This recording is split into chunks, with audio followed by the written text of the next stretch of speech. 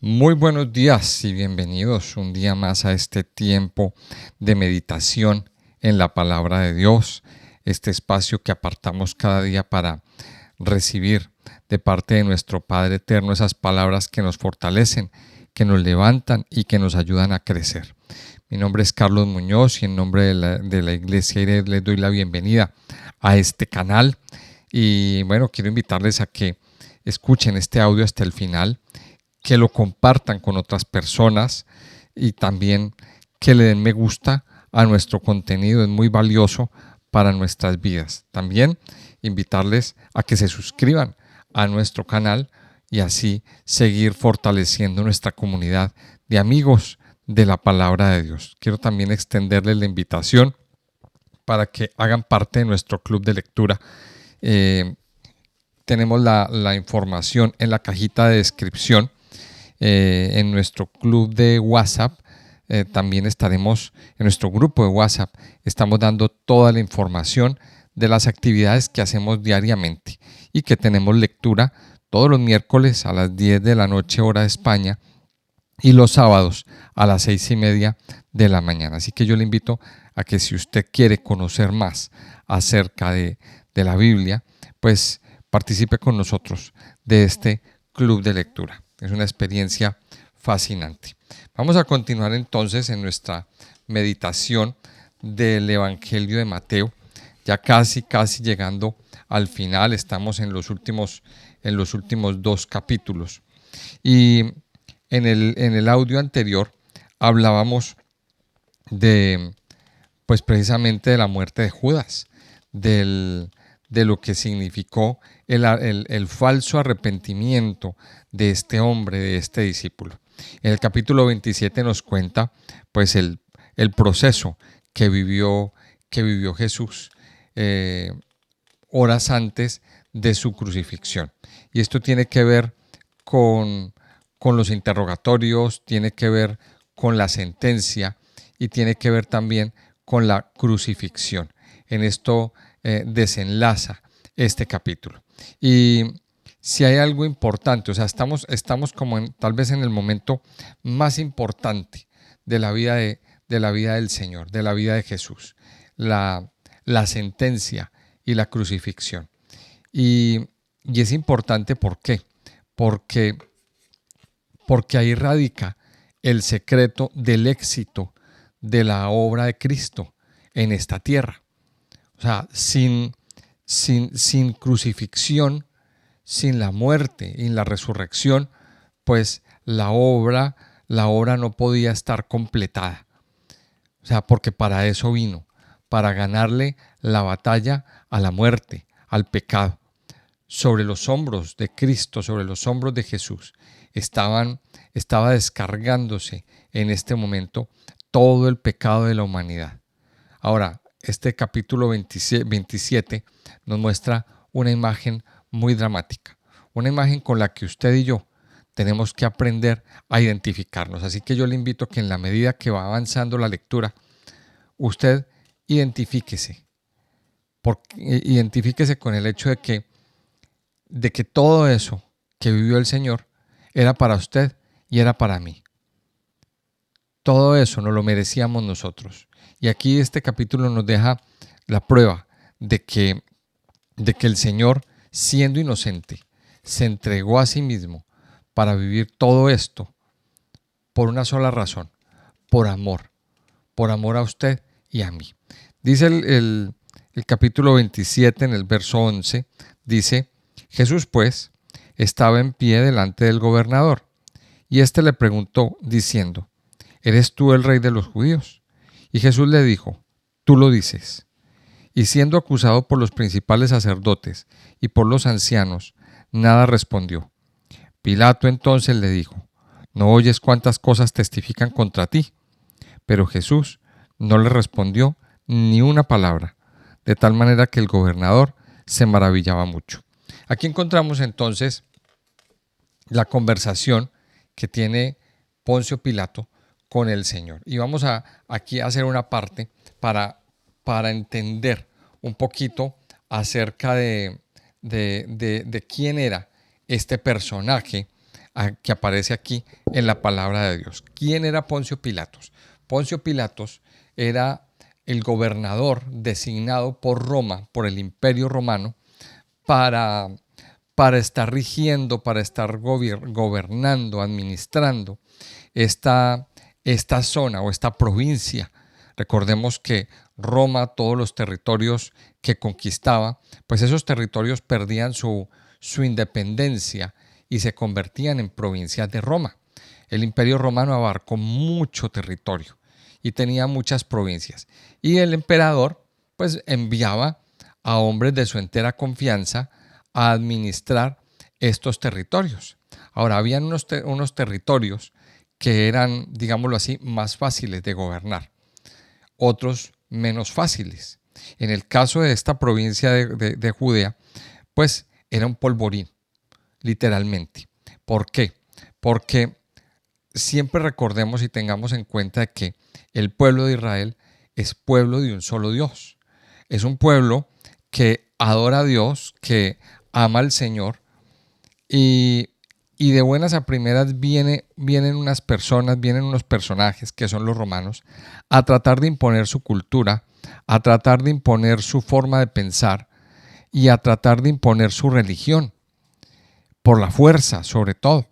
Entonces ahí había una lucha, ahí había una lucha y o sea, la gente en su mayoría no estaban de acuerdo con con ese gobierno.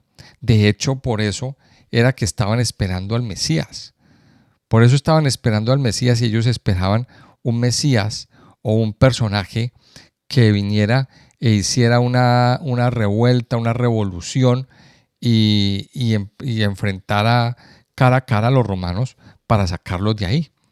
Recordemos siempre que el Imperio Romano era muy poderoso, tenía ejércitos muy poderosos, muy fuerte en armas. Entonces, claro, la gente, pues en cuanto a esto tenía un poco de miedo. Pero sin embargo, habían facciones que se levantaban y más adelante vamos a ver a uno de ellos, a uno de sus protagonistas de esas facciones que se levantaban en armas para atacar al Imperio Romano. O sea que Poncio Pilatos es enviado por Roma a este territorio y un territorio hostil, un territorio muy difícil, un territorio que es un polvorín que a cada momento pues con una chispa se enciende y explota y, y vuelan pedazos a todas partes. O sea que una de las cosas que él debía hacer era controlar que esto no explotara, que no se armaran revueltas, que no se armaran trifulcas, revoluciones y todo esto.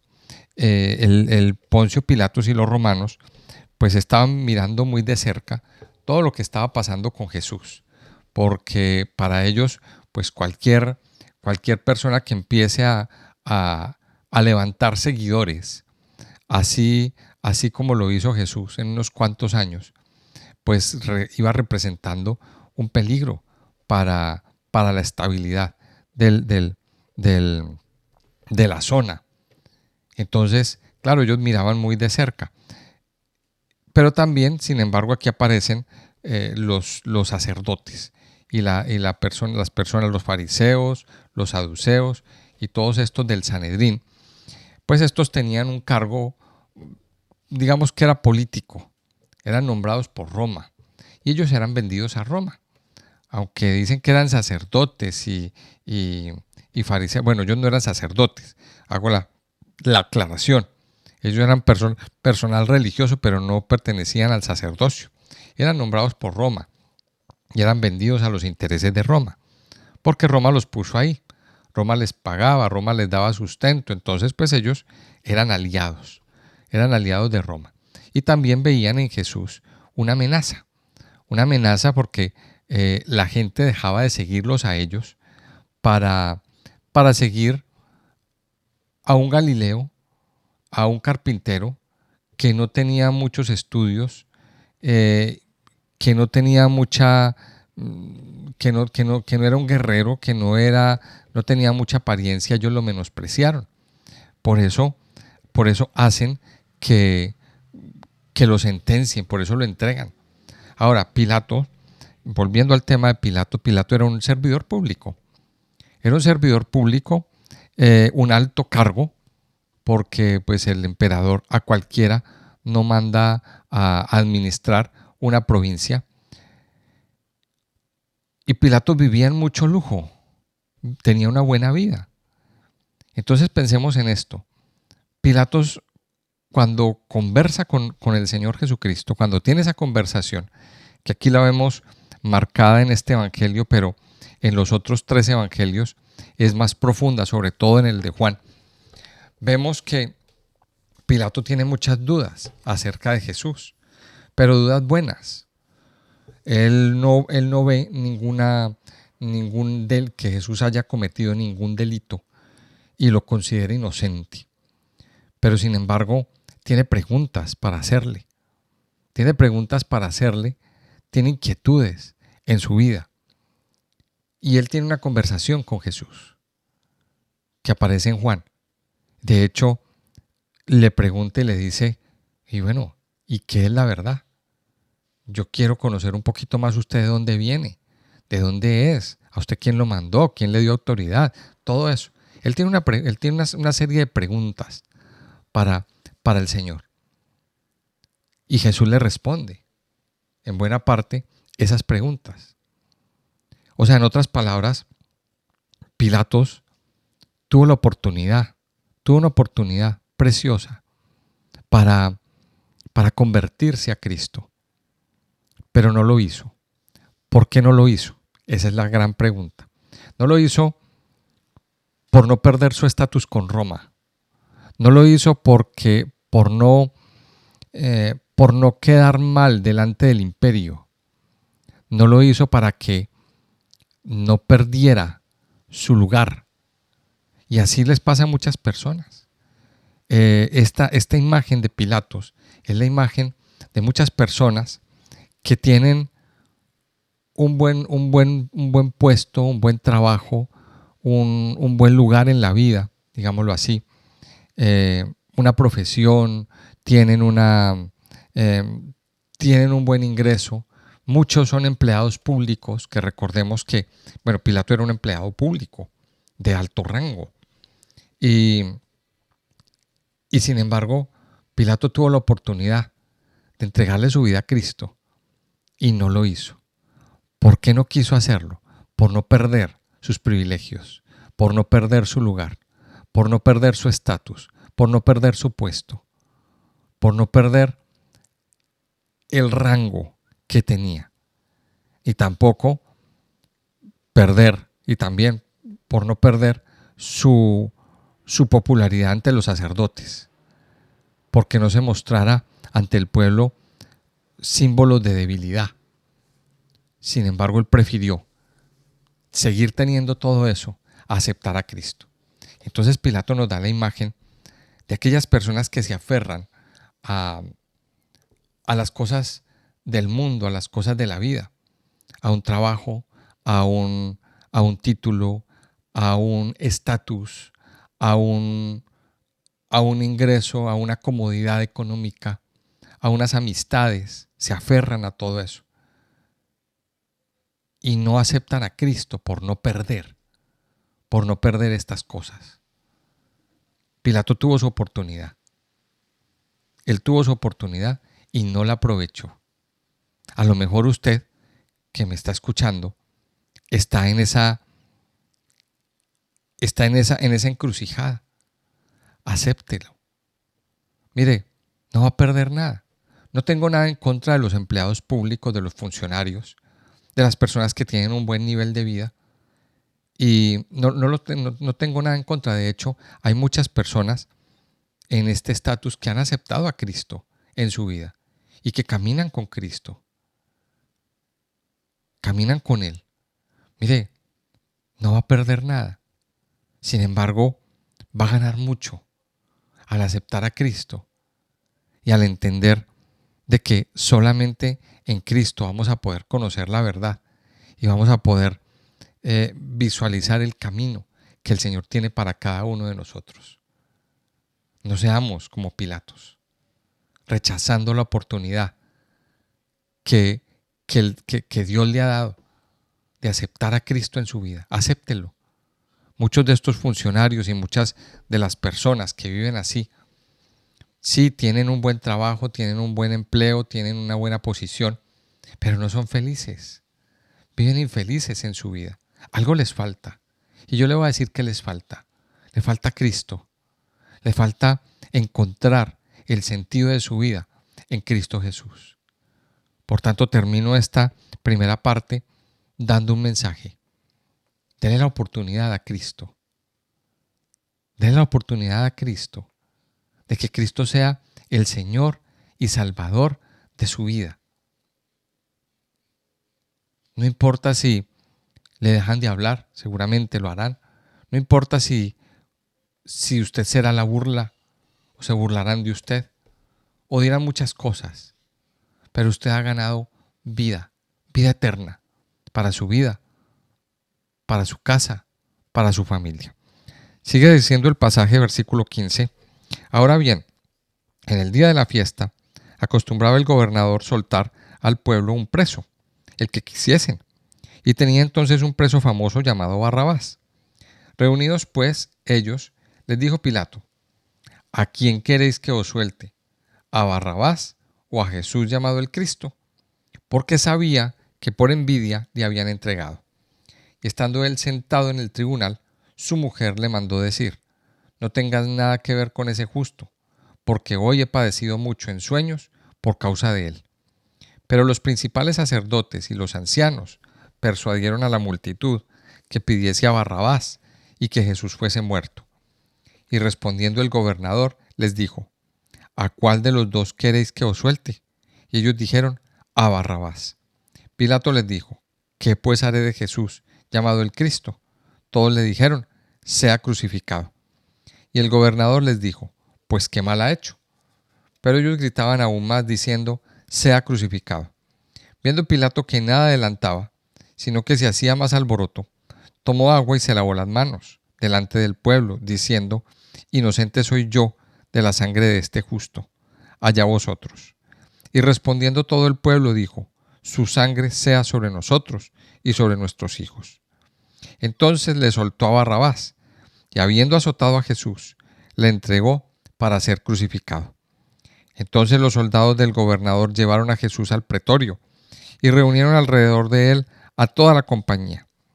Y desnudándole, le echaron encima un manto de escarlata y pusieron sobre su cabeza una corona tejida de espinas y una caña en su mano derecha. E hincando la rodilla delante de él, le escarnecían diciendo: salve, rey de los judíos. Y escupiéndole tomaban la caña y le golpeaban en la cabeza. Después de haberle escarnecido, le quitaron el manto, le pusieron sus vestidos y le llevaron para crucificarle. Y aquí vemos entonces en esta segunda parte cómo Jesús es sentenciado a muerte. En un momento muy dramático, muy terrible, como que va subiendo de nivel toda la historia en el Evangelio. Mire, y dice que en el día de la fiesta, el gobernador acostumbraba a soltar al pueblo un preso.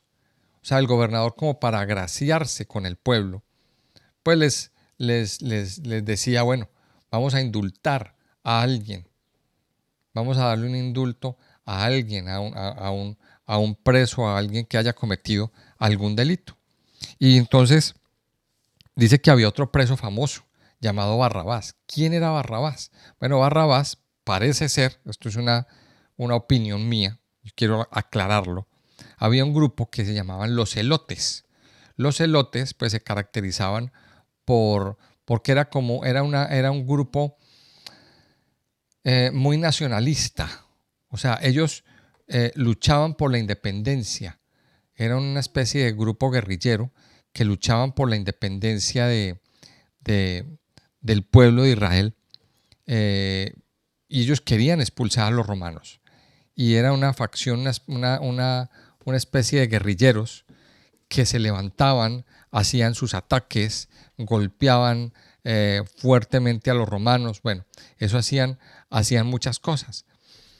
Es mi opinión personal, no lo dicen muchos, pero a lo mejor Barrabás era uno de ellos. En otra parte del Evangelio dice que Barrabás estaba acusado de sedición.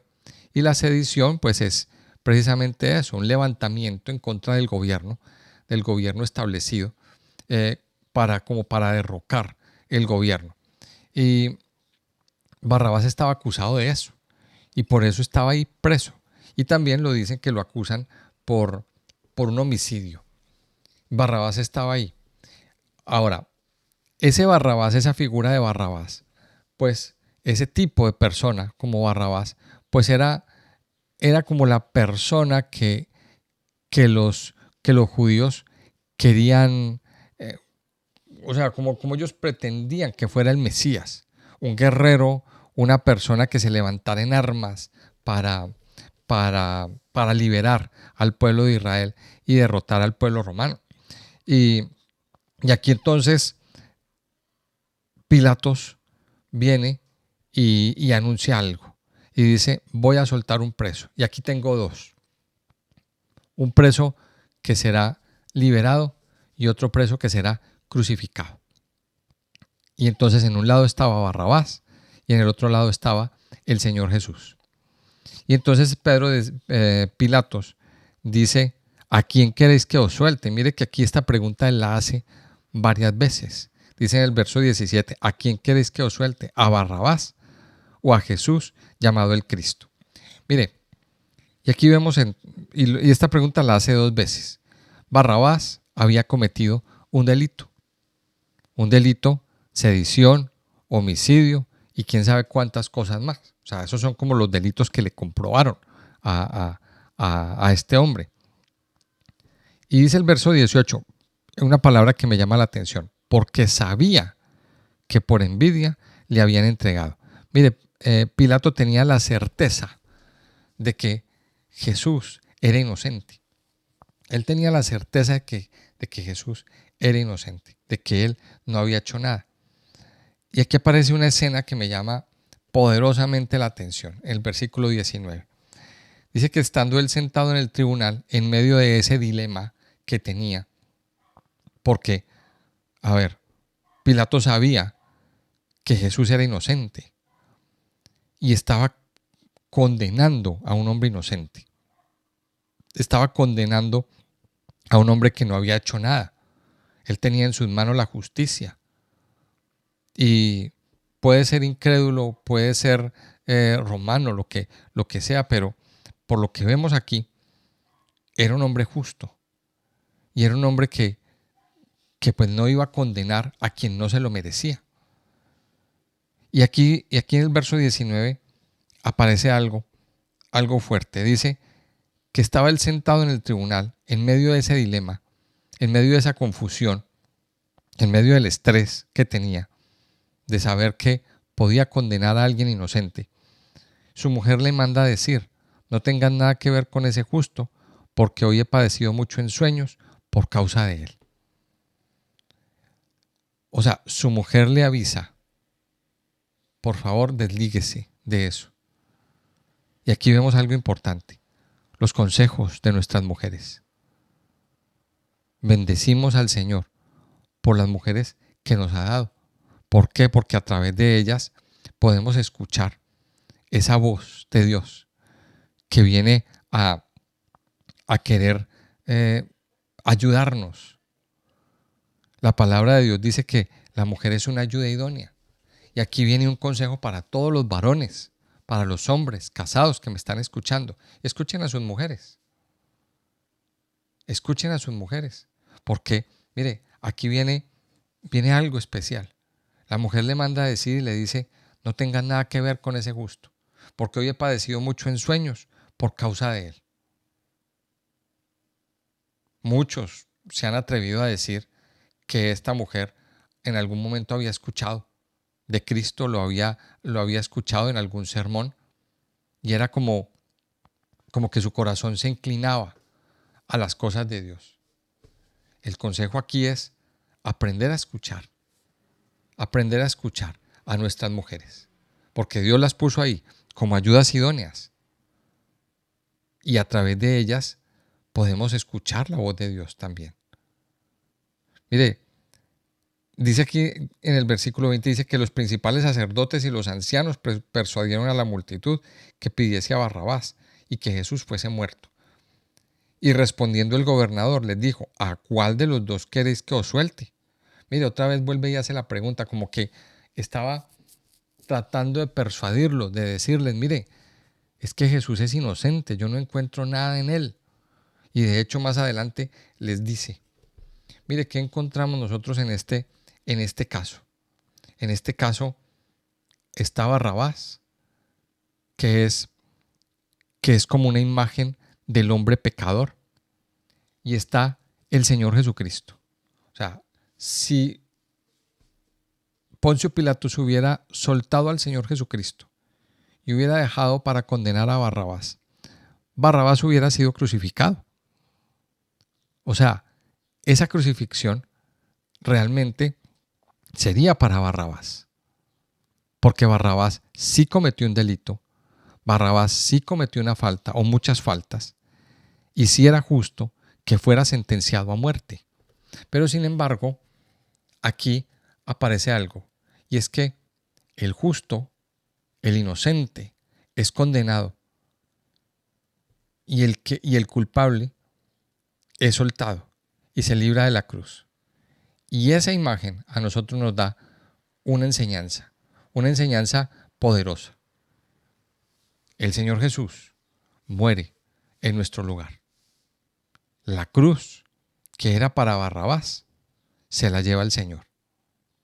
La cruz, que era para usted y para mí, que hemos sido pecadores, que hemos cometido la falta, se la llevó el Señor. El Señor llevó nuestros pecados a la cruz del Calvario. Barrabás nos representa a ustedes y a mí. Usted y yo somos ese Barrabás. Usted y yo somos ese Barrabás que pecó, que hizo y deshizo. Y sin embargo, el Señor dijo, yo tomo la cruz. Yo tomo la cruz. Yo tomo la sentencia. Y Barrabás queda libre. Amado Hijo de Dios, recuerde esto. Este detalle nos tiene que llevar a identificarnos. Y es que el Señor, por su gracia, por su misericordia, llevó sobre sí todos los pecados, cargó sobre sus hombros toda la maldición del pecado y se llevó esa sentencia para que usted y yo fuéramos libres, para que usted y yo pudiéramos disfrutar de paz, de sanidad y de libertad. Mire una vez más en el versículo 23, Pilato les dice, el gobernador les dijo, pues qué mal ha hecho. Ellos gritaban aún más diciendo, sea crucificado. Y ahí es cuando en el versículo 24, Pilato toma una actitud y se lava las manos. Viendo Pilatos que nada adelantaba, sino que se hacía más alboroto, tomó agua y se lavó las manos delante del pueblo diciendo, inocente soy yo de la sangre de este justo, allá vosotros. Y respondiendo todo el pueblo dijo, su sangre sea sobre nosotros y sobre nuestros hijos. Entonces le soltó a Barrabás y habiendo azotado a Jesús, le entregó para ser crucificado. Y aquí empieza la última parte del proceso. Pilato suelta a Barrabás y dice que a Jesús lo azotó. O sea, azotó. Aparte de que iba sentenciado a muerte, le da una cantidad de azotes, pues que realmente no había necesidad de hacerlo. Si el Señor iba a morir en la cruz, pues ¿para qué azotarlo? Sin embargo, aquí lo azotaron. Los soldados lo llevan al pretorio, lo desnudan, le ponen encima un manto de escarlata, le ponen una corona tejida de espinas, una caña en su mano derecha y empiezan a burlarse de él. Imagínense cómo quedó la carne o el cuerpo del Señor Jesucristo después de los azotes, después de las humillaciones, después de que lo escarnecieran. Escarnecer es que se burlan de él. Después de todo esto, mire, esto es parte de un cumplimiento profético que usted y yo tenemos que tener claro y tenemos que tener presente. Isaías 53, versículo 3, nos dice lo siguiente: despreciado y desechado entre los hombres, varón de dolores, experimentado en quebranto, y como que escondimos de él el rostro. Fue menospreciado y no lo estimamos. Ciertamente llevó él nuestras enfermedades y sufrió nuestros dolores, y nosotros le tuvimos por azotado, por herido de Dios y abatido. Mas él herido fue por nuestras rebeliones, molido por nuestros pecados. El castigo de nuestra paz fue sobre él, y por su llaga fuimos nosotros curados. Mire, Isaías lo había profetizado. Isaías lo había dicho con mucho tiempo de antelación, que él iba a ser azotado, que él iba a ser molido, que el siervo sufriente iba a ser azotado, molido, golpeado, que iba a quedar sin hermosura, lo dice ahí en el versículo 2, antes en Isaías 53, que iba a quedar totalmente desfigurado. Y aquí se está cumpliendo. Pero Isaías nos da el porqué. Isaías nos da el porqué. Dice que por su llaga fuimos nosotros curados, que por su llaga él sufrió nuestros dolores para liberarnos, para sanarnos. O sea que cuando llegamos a este punto tenemos que identificarnos. ¿Identificarnos de qué manera? De que el Señor Jesucristo sufrió esto para que usted y yo seamos sanos, para que usted y yo seamos libres. Dice ahí en Isaías 53 que Él llevó nuestras enfermedades, nuestras dolencias, nuestros quebrantos. Él sabe lo que es el dolor. Él sabe lo que es la humillación. Él pudo vivir en carne propia lo que es la traición. Él pudo vivir en carne propia el dolor en los huesos, el dolor en la columna. Todo lo que usted y yo vivimos, el Señor lo vivió. Y desde ese momento empezó a derramar su sangre. Y derramó su sangre ahí en el pretorio, en la fortaleza Antonia. Mire, al estudiar los 7 derramamientos de la sangre de Jesús, encontramos que uno de los lugares donde Él derramó su sangre fue ahí, en esa fortaleza Antonia, en ese pretorio. ¿Cuántas fortalezas se han levantado alrededor de nuestra vida? El enemigo ha levantado fortalezas, pero el Señor derramó su sangre para derribar esas fortalezas, esa fortaleza de enfermedad, esa fortaleza de dolor, esa fortaleza de quebranto, esa fortaleza de tristeza, de depresión. Lo que sea que usted tenga, el Señor derramó su sangre para hacerlo libre. El Señor llevó sobre sus hombros, ese dolor para hacernos libres, para hacernos sanos y para renovarnos. Así que yo le invito a que a esta hora usted se identifique con esta imagen y le diga al Señor que le libere. El Señor ya sufrió en la cruz para liberarlo a usted. Así que vamos a apropiarnos de esa libertad que el Señor ya ganó en la cruz. Vamos a apropiarnos de ella y vamos a entregar en las manos de Dios todo lo que tenemos en nuestra vida. Padre Santo, te damos gracias en este día. Gracias por mostrarnos en este día, Padre Santo y poderoso, esta imagen.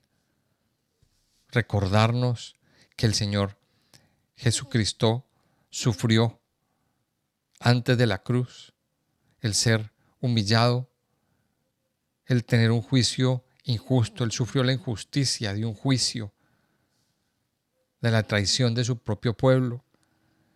Él sufrió el vituperio, Él sufrió los azotes, los golpes, las humillaciones, las burlas.